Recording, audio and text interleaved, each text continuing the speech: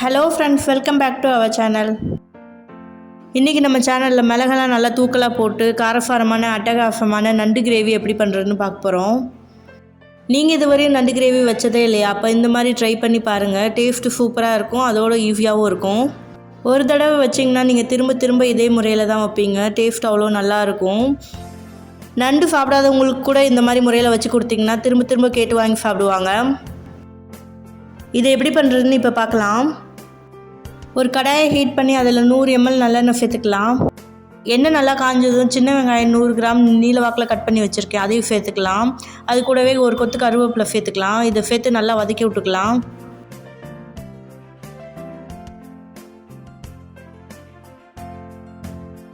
இதில் 2 பீஸ் பட்டை, 1 பீஸ் அன்னாச்சி பூ சேர்த்து நல்லா வதக்கி விட்டுக்கலாம்.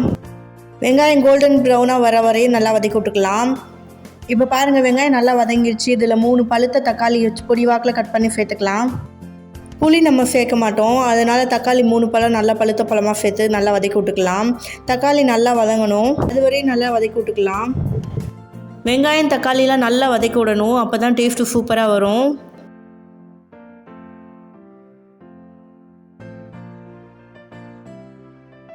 இப்போ பாருங்கள், தக்காளி நல்லா வதங்கிடுச்சு. இதில் மசாலா பொருள்லாம் சேர்த்துலாம். 2 ஸ்பூன் மிளகாத்தூள், 1/2 ஸ்பூன் மஞ்சத்தூள், 1 ஸ்பூன் மல்லித்தூள், இது எல்லாத்தையும் சேர்த்து இப்போ நல்லா வதக்கி விட்டுக்கலாம். நம்ம மிளகு வேறு சேர்ப்போம், அதனால நான் சேர்த்துருக்கிற மசாலா அளவுகள் மாதிரியே நீங்களும் சேர்த்துக்கோங்க. அப்போ தான் குழம்புக்கு காரம் கரெக்டாக இருக்கும். மசாலா எல்லாத்தையும் சேர்த்ததுக்கப்புறமா 5 மினிட்ஸ் நல்லா வதக்கி விட்டுக்கலாம்.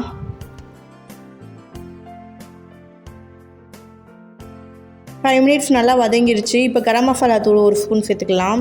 சேர்த்து நல்லா வதக்கி விட்டுக்கலாம். 1 கிலோ நண்டை கழுவி எடுத்து வச்சுருக்கேன், அது எல்லாத்தையும் இப்போ மசாலாவோடு சேர்த்துக்கலாம்.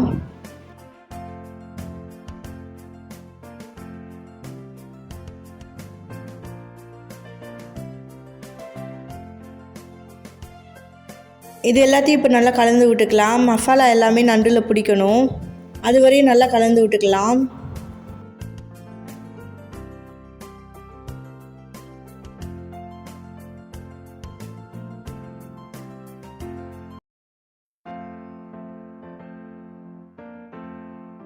Five to 10 மினிட்ஸ் மசாலாவோட சேர்த்து நண்டை நல்லா வதக்கி விடணும்.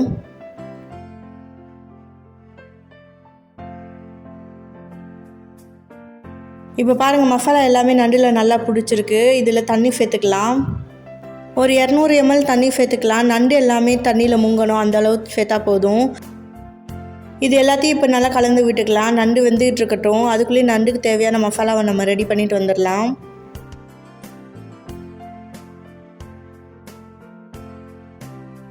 ஒரு மிக்சர் ஜார் எடுத்துக்கலாம். அதில் 4-5 துண்டு தேங்காயை பொடியாக கட் பண்ணி சேர்த்துக்கலாம். அது கூடவே பெரிய சைஸ் 6 பூண்டு, 4 துண்டு இஞ்சி சேர்த்துக்கலாம். 2 ஸ்பூன் மிளகு, 1 ஸ்பூன் ஜீரகம் சேர்த்துக்கலாம்.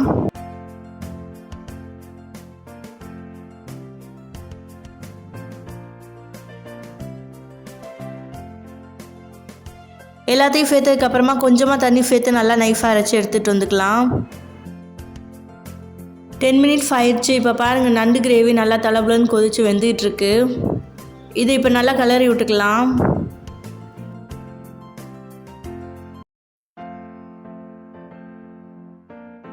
இது கூடவே அரைச்சி எடுத்துகிட்டு வந்த பேஸ்ட்டையும் தண்ணியும் சேர்த்து நல்லா கலந்து விட்டுக்கலாம். நண்டு கிரேவியும் தேங்காய் பேஸ்ட்டும் நல்லா மிக்ஸ் ஆகிற அளவு நல்லா கிளறி விட்டுக்கலாம். இது பச்சை வாடை போகிற வரையும் நல்லா 10 நிமிஷத்துலேருந்து 15 நிமிஷம் வரையும் நல்லா வேகட்டும்.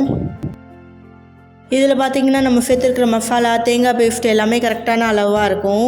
தேங்காய் ரொம்ப சேர்த்தோம்னா குருமா மாதிரி ஆயிரும், இனிப்பாக இருக்கும், டேஸ்ட் அவ்வளோவா நல்லா இருக்காது, நல்லா ஸ்பைஸியாக இருக்காது.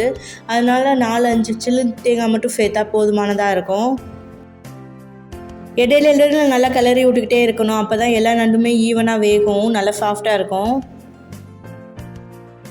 நல்லா கொதித்து வேகட்டும், அதுக்கப்புறமா பார்க்கலாம்.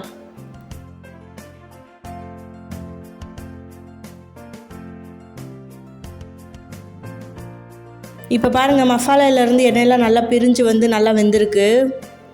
கிரேவியும் நல்லா கரெக்டான டெக்ஸ்சருக்கு வந்திருக்கு. ஒரு 5 மினிட்ஸ் மட்டும் சிம்மில் வச்சு நல்லா வதக்கி விட்டதுக்கப்புறமா நம்ம ஸ்டவ்வை ஆஃப் பண்ணி இறக்கி பரிமாறிடலாம். தண்ணிலாம் வற்றி இந்த மாதிரி பதத்தில் இருந்தால் தான் நண்டு கிரேவி சூப்பராக இருக்கும். ரொம்ப தண்ணியாக இருந்துச்சுன்னா டேஸ்ட்டு ஃபலன்னு நல்லாவே இருக்காது.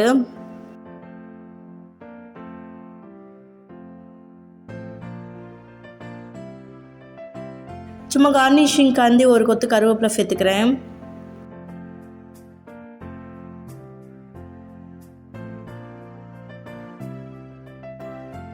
அவ்வளோதான். இதை இப்போ அடுப்பில் இருந்து இறக்கி பரிமாறிடலாம். நம்மளோட காரசாரமான சுவையான நண்டு கிரேவி சூப்பராக ரெடி ஆயிடுச்சு. நீங்களும் இதே போலவே ட்ரை பண்ணி பாருங்கள். டேஸ்ட் அல்டிமேட்டாக இருக்கும். அதோடு இது சாப்பிடும் போதே உங்களுக்கு சளி ப்ராப்ளம் இருந்தாலும் உடனே சரியாயிரும். உங்களுக்கு இந்த மாதிரி ஹோம்மேடாக ஈஸியான நல்ல நல்ல ரெசிபிலாம் பார்க்கணுன்னா நம்மளோட சேனலை சப்ஸ்கிரைப் பண்ணி வச்சுக்கோங்க. கூடவே பெல் பட்டனையும் கிளிக் பண்ணி வச்சுக்கோங்க. அதோட லைக் பண்ணி ஷேர் பண்ணுங்கள். தேங்க்ஸ் ஃபார் வாட்சிங்.